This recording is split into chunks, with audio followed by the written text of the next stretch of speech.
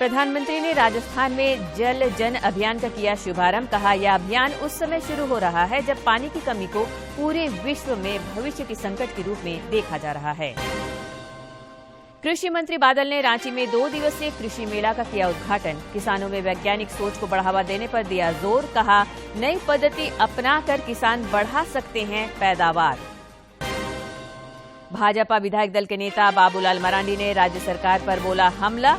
कहा, vote bank की राजनीति में जुटी है सरकार, प्रभावित हो रहा है राज्य का विकास। और रांची में कल से 3 दिवसीय सांसद खेल महोत्सव का होगा आगाज। केंद्रीय कोयला मंत्री प्रहलाद जोशी करेंगे उद्घाटन। केंद्रीय मंत्री अर्जुन मुंडा और निशिथा प्रामाणिक भी रहेंगे मौजूद।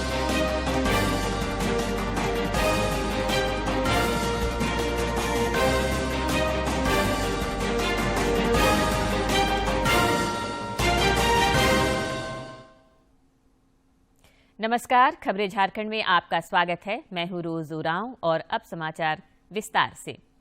प्रधानमंत्री नरेंद्र मोदी ने आज राजस्थान में जल जन अभियान का वर्चुअल माध्यम से शुभारंभ किया। इस अवसर पर उन्होंने कहा कि नमामि गंगे अभियान आज देश के विभिन्न राज्यों के लिए एक मॉडल बनकर उभरा है। आज न केवल गंगा साफ हो रही है, बल्कि उनकी तमाम सहायक नदियां भी स्वच्छ हो रही हैं। प्रधानमंत्री ने कहा कि यह अभियान उस समय शुरू हो रहा है जब पानी की कमी को पूरे विश्व में भविष्य के संकट के रूप में देखा जा रहा है। जल संसाधन कितने सीमित है। इतनी बड़ी आबादी के कारण वाटर सिक्योरिटी भारत के लिए भी एक महत्वपूर्ण दायित्व है, हम सबकी साझी जिम्मेवारी है। इसलिए आजादी के अमृत काल में आज देश, जैसा हम कहते हैं ना, जल है तो कल है, तो जल को कल के रूप में देख रहा है। जल रहेगा तभी आने वाला कल भी रहेगा, और इसके लिए हमें मिलकर आज से ही प्रयास करने होंगे। मुझे संतोष है कि जल संरक्षण के संकल्प को अब देश एक जन आंदोलन के रूप में आगे बढ़ा रहा है। ब्रह्मा कुमारी के इस जल जन अभियान से जन भागीदारी के इन प्रयासों को नई ताकत मिलेगी। इससे जल संरक्षण के अभियान की पहुंच भी बढ़ेगी, प्रभाव भी बढ़ेगा। मैं ब्रह्मा कुमारी संस्था से जुड़े सभी वरिष्ठ मार्गदर्शकों का, इसके लाखों अनुयायियों का हृदय से अभिनंदन करता हूं। साथियों, भारत के ऋषियों ने हजारों वर्ष पहले ही प्रकृति, पर्यावरण और पानी को लेकर संयमित, संतुलित और संवेदनशील व्यवस्था का सृजन किया था। हमारे यहां कहा गया है, मां आपो हिंसी, अर्थात हम जल को नष्ट न करें, उसका संरक्षण करें। ये भावना हजारों वर्षों से हमारे आध्यात्म का हिस्सा है, हमारे धर्म का हिस्सा है। ये हमारे समाज की संस्कृति है, हमारे सामाजिक चिंतन का केंद्र है। इसलिए हम जल को देव की संज्ञा देते हैं, नदियों को मां मानते हैं। प्रधानमंत्री नरेंद्र मोदी ने नई दिल्ली के मेजर ध्यानचंद स्टेडियम में आज आदि महोत्सव का उद्घाटन किया। 27 फरवरी तक चलने वाले इस महोत्सव में झारखंड समेत 28 राज्यों और केंद्र शासित प्रदेशों के 1000 से अधिक जनजातीय शिल्पकार और कलाकार हिस्सा ले रहे हैं।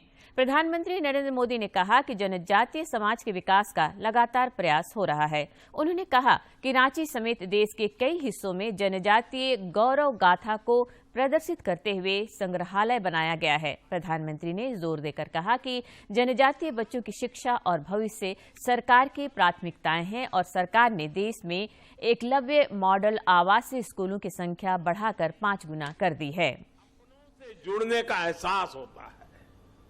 साथियों, आदिवासी समाज को लेकर आज देश जिस गौरव के साथ आगे बढ़ रहा है वैसा पहले कभी नहीं हुआ है। मैं जब विदेशी राष्ट्राध्यक्षों से मिलता हूं और उन्हें उपहार देता हूं तो मेरी कोशिश होती है कि उसमें कुछ न कुछ तो मेरे आदिवासी भाई बहनों द्वारा बनाए गए कुछ न कुछ उपहार होने चाहिए। जनजातीय मामलों के केंद्रीय मंत्री अर्जुन मुंडा ने कहा है कि आदि महोत्सव जनजातीय समुदायों की समृद्ध और विविधतापूर्ण धरोहर का प्रदर्शन है। उन्होंने कहा कि आदि महोत्सव कार्यक्रम स्थल पर 200 से अधिक स्टॉलों में देश भर की जनजातियों की समृद्ध और विविध विरासत का अनूठा समागम देखने को मिलेगा। चूंकि 2023 को अंतर्राष्ट्रीय मिलेट वर्ष के रूप में मनाया जा रहा है, इसलिए यहां विभिन्न श्री अन्न के साथ हस्तशिल्प, हथकरघा, मिट्टी के बर्तन, आभूषण आदि प्रमुख आकर्षण हैं। मिजोरम से, मणिपुर से, पश्चिम बंगाल से, झारखंड से, छत्तीसगढ़ से, मध्य प्रदेश से, उड़ीसा से, गुजरात से, राजस्थान से, महाराष्ट्र से, दमन दीव से, दादरा नगर हवेली से, अंडमान निकोबार से आज विभिन्न समुदायों के लोग यहां अपने उत्पादों को लेकर, अपने कला संस्कृतियों को लेकर, अपने खाद्य सामग्री और जिसको आपने हमेशा और इस वर्ष तो खास तौर से श्री अन्न के रूप में देश भर में, दुनिया भर में और खासकर आज जब यहां G20 का आयोजन आपकी अध्यक्षता में हो रहा है, भारत की अध्यक्षता में हो रहा है, उस समय देश के समस्त जनजाति समाज और देश के ऐसे किसानों के माध्यम से जो श्री अन्न, जो पहले के दिनों में हम मोटे अनाज के दृष्टि से कहते थे जिसमें सबसे अधिक मिनरल्स होते हैं, जो शरीर को आवश्यकता होने वाली सामग्री उपलब्ध होती है, उसको आप श्री अन्न के माध्यम से अंतर्राष्ट्रीय स्तर पर उसकी पहचान और उसकी प्रसिद्धि हो और उस अनाज के बल पर हमारा एक दुनिया में जो परिचय दुनिया के लोग जाने, इसके लिए आपने जो इस वर्ष विशेष तौर से देश के तमाम नागरिकों को आह्वान किया है, उसके लिए भी मैं माननीय प्रधानमंत्री जी का हार्दिक अभिनंदन और वंदन करता हूं। प्रधानमंत्री नरेंद्र मोदी ने आज वीडियो कॉन्फ्रेंसिंग से गोरखपुर में हो रहे सांसद खेल महोत्सव को भी संबोधित किया। उन्होंने कहा कि स्थानीय स्तर पर खेलों को बढ़ावा देने की केंद्र की यह एक सार्थक पहल है। हमें नए नए तौर तरीके ढूंढने होंगे, नए रास्ते चुनने होंगे, नई व्यवस्थाओं का भी निर्माण करना होगा। ये सांसद खेल महाकुंभ ऐसा ही एक नया मार्ग है, नई व्यवस्था है। रांची स्थित भारतीय कृषि अनुसंधान परिषद राष्ट्रीय द्वितीय कृषि संस्थान परिसर में आज से 2 दिवसीय कृषि मेला सह प्रदर्शनी का शुभारंभ हुआ। मेले का उद्घाटन और कृषकों का उत्साहवर्धन राज्य के कृषि मंत्री बादल ने किया। राज्य के कृषि मंत्री बादल ने कहा है कि किसानों में वैज्ञानिक सोच को बढ़ावा देने की जरूरत है ताकि वे नई पद्धति को अपनाकर अधिक से अधिक उपज हासिल कर सकें। कृषि मंत्री आज भारतीय कृषि अनुसंधान परिषद की ओर से आयोजित 2 दिवसीय किसान मेला सह कृषि प्रदर्शनी में किसानों को संबोधित कर रहे थे। उन्होंने कहा कि यह बेहद खुशी की बात है कि रांची में स्थित इन संस्थानों में झारखंड ही नहीं बल्कि दूसरे राज्यों और विदेशों के किसानों को भी कृषि तकनीक की जानकारी दी जाती है। हमारे संस्थान से प्रशिक्षण लेकर न सिर्फ एक जिंदगी, हजारों जिंदगानियों को जिंदा कर रहे हैं और नाम कमा रहे हैं। खुद अपना भी नाम ऊंचा कर रहे हैं, अपने देश का भी नाम ऊंचा कर रहे हैं। कृषि मंत्री ने कहा कि संस्थान से कृषि तकनीक लेकर बड़े पैमाने पर कृषकों के जीवन में बदलाव आया है। लाह का प्रशिक्षण और उसके बाद खेती कार्य से किसान अधिक मुनाफा कमा रहे हैं और आर्थिक सुदृढ़ीकरण की राह पर चल रहे हैं। कि देश में इस रिसर्च ने, इस विज्ञान ने, हमारे साइंटिस्ट ने किसानों के जीवन में क्या बदलाव लाया। भारत विश्व गुरु है, कहने से नहीं होता। विश्व के लोग भारत में आकर, झारखंड में आकर यहाँ की गाथा सुनाते हैं, तब लगता है कि कहीं न कहीं विश्व गुरु की किरणें प्रस्फुटित होती हुई परिलक्षित हो रही है। 2 दिवसीय मेले में आए किसानों ने भी अपने अपने अनुभव को साझा किया। किसानों का कहना है कि मोटे अनाज के उत्पादन और उपभोग को बढ़ावा मिल रहा है, जिससे किसानों की आमदनी बढ़ रही है। हमको इसका सेकेंडरी वैल्यू में आना होगा। जब सेकेंडरी वैल्यू में हम लोग आएंगे तो इसका उचित मूल्य भी मिलेगा और जो हमारे शरीर में जो भी पोषक तत्व की कमी है वो भरपूर उसमें मिलेंगे। हम मरुआ से हम लोग उसका लड्डू बना सकते हैं, चौमिन बना सकते हैं, मैगी बना सकते हैं, बिस्किट बना सकते हैं। उद्घाटन समारोह में कृषि मंत्री ने वैसे किसानों को भी सम्मानित किया जिन्होंने कृषि के क्षेत्र में एक अच्छा मुकाम हासिल किया है। इसके साथ ही कृषि मंत्री ने विभिन्न स्टॉलों का भी भ्रमण किया, जहां कई तरह के कृषि उत्पादों को लोगों के समक्ष रखा गया था। रांची से करमवीर की रिपोर्ट। बोकारो के गोमिया में कौशल जागरूकता कार्यक्रम का आयोजन किया गया। इस दौरान 42 छात्रों के बीच नियोजन पत्र बांटा गया और 146 छात्र छात्राओं का निबंधन किया गया। कैंप का शुभारंभ जिला कौशल पदाधिकारी प्रवीण कुमार और कौशल विकास पदाधिकारी कपिल कुमार ने किया। इस शिविर का मकसद आम लोगों को कौशल विकास के प्रति जागरूक करना है और विद्यार्थियों को नौकरी के लिए निबंधित भी करना है। कृषि शुल्क विधेयक के विरोध में राज्य भर के खाद्यान्न व्यवसायियों ने आज भी अपनी हड़ताल जारी रखी, जिस कारण राज्य की सभी कृषि मंडियों में दुकानें बंद रहीं। कई जगहों पर व्यापारियों ने रैली निकालकर विरोध प्रदर्शन भी किया। व्यापारियों का कहना है कि जब तक सरकार इस बिल को वापस नहीं लेती, तब तक वे अपनी हड़ताल जारी रखेंगे। राजभवन में राज्यपाल रमेश बैस से आज रांची के सांसद संजय सेठ ने शिष्टाचार मुलाकात की। श्री सेठ ने ट्वीट कर इस मुलाकात की तस्वीरें साझा की। उन्होंने अभिभावक के रूप में लंबे समय तक मार्गदर्शन और स्नेह देने के लिए राज्यपाल का आभार जताया। पलामू जिले के पांकी में 2 पक्षों के बीच हुए मारपीट, आगजनी और पत्थरबाजी की घटना की भाजपा ने निंदा की है। भाजपा विधायक दल के नेता और पूर्व मुख्यमंत्री बाबूलाल मरांडी ने इस घटना पर राज्य सरकार पर जमकर निशाना साधा है। उन्होंने सरकार पर गंभीर आरोप लगाते हुए कहा कि सरकार तुष्टीकरण की राजनीति कर रही है। उन्होंने कहा कि ऐसी घटना राज्य के विकास के लिए सही नहीं है। बड़ा ही दर्दनाक घटना है कि इस प्रकार की जो घटनाएं लगातार जो सांप्रदायिक उन्माद जो लगता है कि बढ़ रहा है, हिंसा बढ़ रहा है। कल जिस प्रकार से लोग बताए कि वहां पर, तो कल भी हमने वहां के विधायक से बात की कि मामला कुछ भी नहीं था, क्योंकि हम सब लोगों को पता है कि शिवरात्रि के दिन महादेव जी का बारात निकलता है, तो बड़ा धूमधाम से जहां भी शिव मंदिर है वहां लोग पूजा करते हैं और बाराती में भी बड़ा धूमधाम से नाचते गाते लोग जाते हैं। तो सामान्य से जहां भी शादी ब्याह होता है तो आप सब लोग को ध्यान में तोरण द्वार बाकी सारी चीजें बनती है, तो ये उसका एक पार्ट होता है और उसी तोरण। झारखंड मुक्ति मोर्चा के केंद्रीय महासचिव सुप्रियो भट्टाचार्य ने कहा है कि प्रधानमंत्री नरेंद्र मोदी अपने संबोधन में लगातार आदिवासियों के हित की चिंता जता रहे हैं। आज भी उन्होंने दिल्ली में आयोजित आदि महोत्सव के दौरान आदिवासियों के हित की बात की, लेकिन उनके संबोधन में आदिवासियों की आस्था का जिक्र नहीं रहता है। विधानसभा अध्यक्ष रविंद्रनाथ महतो की अध्यक्षता में आज झारखंड विधानसभा सरकारी आश्वासन समिति की बैठक हुई। बैठक में समिति के सभापति दीपक बिरुआ की मौजूदगी में मोटरयान निरीक्षकों की नियुक्ति पर परिवहन विभाग के अधिकारियों के साथ अहम बिंदुओं पर विचार विमर्श किया गया।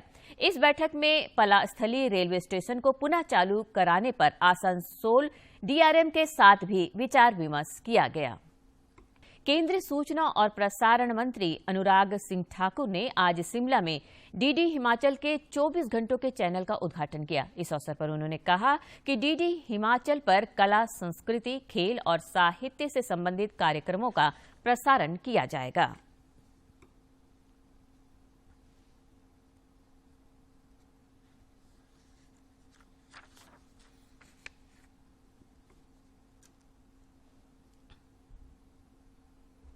देश को अपना 24 घंटे का चैनल डीडी हिमाचल समर्पित कर दिया गया है।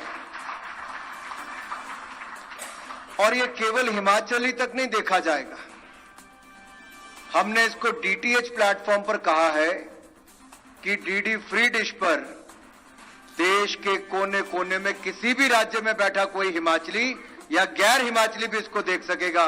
ये भी सुविधा इसके लिए दे दी गई है ताकि वो भी देख सकें। मनी लॉन्ड्रिंग मामले की आरोपी निलंबित आईएएस पूजा सिंघल ईडी की विशेष कोर्ट में आज सशरीर हाजिर हुई। इस दौरान उनके अधिवक्ता ने कोर्ट से चार्ज फ्रेम के बिंदु पर सुनवाई के लिए और समय दिए जाने का आग्रह किया। न्यायालय ने अब इस मामले की अगली सुनवाई 1 मार्च के लिए निर्धारित की है। आईएएस पूजा सिंघल फिलहाल अंतरिम जमानत मिलने के बाद न्यायिक हिरासत से बाहर हैं। रामगढ़ विधानसभा उपचुनाव को लेकर प्रशासनिक तैयारियां लगातार की जा रही हैं। लोग भयमुक्त होकर मतदान करें, इसके लिए भी पुलिस और प्रशासन की ओर से प्रयास किए जा रहे हैं। आज प्रतिनियुक्त सीएपीएफ बलों के द्वारा गोला थाना क्षेत्र में पेट्रोलिंग एवं फ्लैग मार्च किया गया। भारत निर्वाचन आयोग ने एग्जिट पोल से संबंधित अधिसूचना का प्रकाशन आज कर दिया। अधिसूचना में यह स्पष्ट किया गया है कि मतदान के दिन 16 फरवरी सुबह 7 बजे से 27 फरवरी की शाम 7 बजे के बीच की अवधि में किसी भी प्रकार के एग्जिट पोल के आयोजन करने तथा प्रिंट या इलेक्ट्रॉनिक मीडिया द्वारा इसके परिणाम के प्रकाशन में अथवा किसी भी अन्य तरीके से उसका प्रचार प्रसार करने पर प्रतिबंध होगा। साथ ही यह भी स्पष्ट किया गया है कि संबंधित मतदान क्षेत्रों में मतदान की समाप्ति के लिए नियत समय के समाप्त होने वाले 48 घंटों के दौरान इलेक्ट्रॉनिक मीडिया में किसी भी ओपिनियन पोल या किसी अन्य मतदान सर्वेक्षण के परिणामों सहित किसी भी प्रकार के निर्वाचन संबंधी मामले के प्रदर्शन पर प्रतिबंध होगा। यह अधिसूचना 3 राज्यों के विधानसभा चुनाव और कई राज्यों में हो रहे उपचुनाव के सिलसिले में जारी की गई है। बोकारो में सूक्ष्म लघु एवं मध्यम उद्योग मंत्रालय एमएसएमई और एमएसएमई विकास कार्यालय रांची की ओर से आयोजित संवर्धन एवं विपणन कार्यशाला को उद्यमियों ने काफी उद्देश्यपूर्ण बताया है। राष्ट्रीय स्तर के इस 2 दिवसीय कार्यशाला में शामिल होने के बाद उद्यमियों ने कहा कि बाजार को लेकर उनकी भ्रांतियां काफी हद तक दूर हो गई हैं।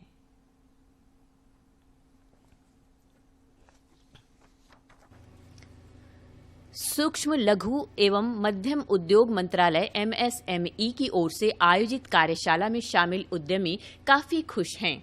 उन्होंने बताया कि विशेषज्ञों की राय और जेम पोर्टल से उन्हें अवगत होने का मौका मिला, जिसका वे आने वाले दिनों में फायदा उठाएंगे। गवर्नमेंट की योजना के बारे में बात करते हैं, सुनते हैं, उन चीज़ों को सामने से जानने का मौका मिला। हम लोग एग्जिस्टिंग एंटरप्रेन्योर कैसे उन योजनाओं का लाभ ले सकते हैं, अपने कामकाज को और बड़े पैमाने पे कैसे बढ़ा सकते हैं, इन सब का काफ़ी बृहद पैमाने पे हम लोगों को जानकारी मिला प्रेजेंटेशन के माध्यम से। प्लेटफॉर्म के माध्यम से हम लोग में जुड़ सकते हैं और यहाँ से देश विदेश भी हम लोग माल को सप्लाई कर सकते हैं, सर्विसेज में भी हम लोग आ सकते हैं। ऐसे से बहुत बड़ा प्लेटफॉर्म मतलब बोकारो में पहले कभी नहीं मिला था। एक अन्य उद्यमी ने बताया कि वे अपने प्रोडक्ट को जेम पोर्टल पर पहले से ही रजिस्टर्ड कराए हुए हैं, लेकिन जानकारी के अभाव में इसका सही इस्तेमाल नहीं कर पा रहे थे। कार्यशाला में आने के बाद अब वे जेम पोर्टल का उपयोग करना सीखें। हम लोग के यहाँ बाजार नहीं मिल पा रहा था, लेकिन कल जैसा बताया गया जेम फैकल्टी के द्वारा कि पूरा भारत देश में बाजार उपलब्ध है। हम लोग सोच नहीं पा रहे थे क्या करेंगे नहीं करेंगे, लेकिन कल से जो कार्यशाला चल रही है इससे क्या है, राज्य सरकार जो केंद्र सरकार जो योजना चल रही है एमएसएमई के माध्यम से कैसे अपने लघु उद्योग में आप व्यापार को आगे बढ़ाएंगे, कहते हैं आज हमें महसूस हुआ कि क्या कहते हैं इसका पोर्टल में जाके एमएसएमई को कैसे बढ़ाना है, जेम में जाके कैसे पोर्टल बनाना है, अपने धंधा को कैसे बड़ा करना है। रांची के खेलगांव में कल से 19 फरवरी तक सांसद खेल महोत्सव का आयोजन किया जाएगा। केंद्रीय कोयला मंत्री प्रहलाद जोशी इस महोत्सव का उद्घाटन करेंगे। इस दौरान केंद्रीय मंत्री अर्जुन मुंडा और निशिथा प्रामाणिक भी मौजूद रहेंगे। महोत्सव के दौरान 17 प्रखंड और 53 वार्डों का प्रतिनिधित्व देखने को मिलेगा।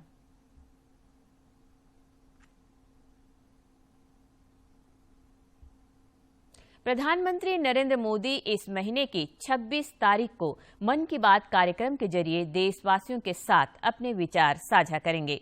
प्रधानमंत्री ने इस कार्यक्रम के लिए लोगों से अपने सुझाव भी देने का आग्रह किया है। उम्मीदें नए भारत की। महीने के आखिरी रविवार का रहता है इंतजार। ब्रह्मपुत्र के घाट से हिमालय के विस्तार तक होती है मन की बात प्रधानमंत्री के साथ। तो सुनिए इस महीने 26 फरवरी सुबह 11 बजे आकाशवाणी और दूरदर्शन के सभी चैनलों पर। आप भी माननीय प्रधानमंत्री के मन की बात का हिस्सा बन सकते हैं। इसके लिए आप अपने सुझाव post box number 111 Akashvani Delhi पर भेज सकते हैं या फिर नमो ऐप या माई गव के ओपन फोरम में पोस्ट कर सकते हैं। तो याद रखें, रविवार 26 फरवरी सुबह 11 बजे मन की बात। और अब कुछ खबर राज्य के विभिन्न जिलों से।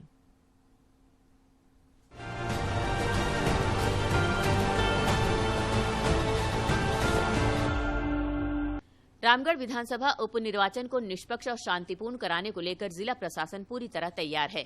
निर्वाचन के दौरान प्रतिनियुक्त सीआरपीएफ बलों ने आज गोला थाना क्षेत्र में पेट्रोलिंग और फ्लैग मार्च किया। पश्चिमी सिंहभूम जिले में स्वास्थ्य एवं समाज कल्याण विभाग की ओर से संचालित कार्यों की समीक्षा की गई। जिले के उपायुक्त ने समीक्षात्मक बैठक के दौरान किशोरी समृद्धि योजना अंतर्गत 18-19 वर्ष की किशोरियों का आवेदन 1 सप्ताह के अंदर अग्रसारित करने और कन्यादान योजना की उपलब्धि को 100% पूरा करने का निर्देश दिया। बोकारो के चास प्रखंड के पिंडराजोरा प्राथमिक स्वास्थ्य केंद्र में विशेष दिव्यांग शिविर का आयोजन किया गया, जिसमें काफी संख्या में पहुंचे दिव्यांगों ने दिव्यांगता प्रमाण पत्र प्राप्त किए। पश्चिमी सिंहभूम जिले में डीएमएफटी से संबंधित कार्यकारी एजेंसियों की समीक्षात्मक बैठक की गई। इस बैठक में जिला उपायुक्त ने वित्तीय वर्ष 2021-22 और 2022-23 के अंतर्गत स्वीकृत योजनाओं को पूर्ण कराने तथा संलग्न प्रगति आधारित प्रतिवेदन को 23 फरवरी की बैठक में उपस्थित रखने का निर्देश दिया। राज्य भर के मौसम में आने वाले दिनों में बदलाव देखने को मिलेगा। मौसम विभाग की ओर से जारी पूर्वानुमान में बताया गया है कि आने वाले दिनों में न्यूनतम तापमान में बढ़ोतरी देखने को मिलेगी। कुछ जगहों पर न्यूनतम तापमान सामान्य से अधिक रहेगा। कई क्षेत्रों में आंशिक बादल छाए रहेंगे, लेकिन अमूमन मौसम शुष्क रहेगा। और अंत में मुख्य समाचार एक बार फिर।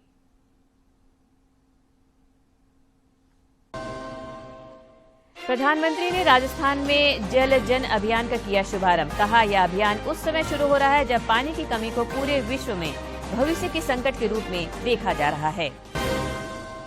कृषि मंत्री बादल ने रांची में 2 दिवसीय कृषि मेला का किया उद्घाटन। किसानों में वैज्ञानिक सोच को बढ़ावा देने पर दिया जोर। कहा, नई पद्धति अपनाकर किसान बढ़ा सकते हैं पैदावार। भाजपा विधायक दल के नेता बाबूलाल मरांडी ने राज्य सरकार पर बोला हमला। कहा, वोट बैंक की राजनीति में जुटी है सरकार, प्रभावित हो रहा है राज्य का विकास। और रांची में कल से 3 दिवसीय सांसद खेल महोत्सव का होगा आगाज। केंद्रीय कोयला मंत्री प्रहलाद जोशी करेंगे उद्घाटन। केंद्रीय मंत्री अर्जुन मुंडा और निशिथा प्रामाणिक भी रहेंगे मौजूद।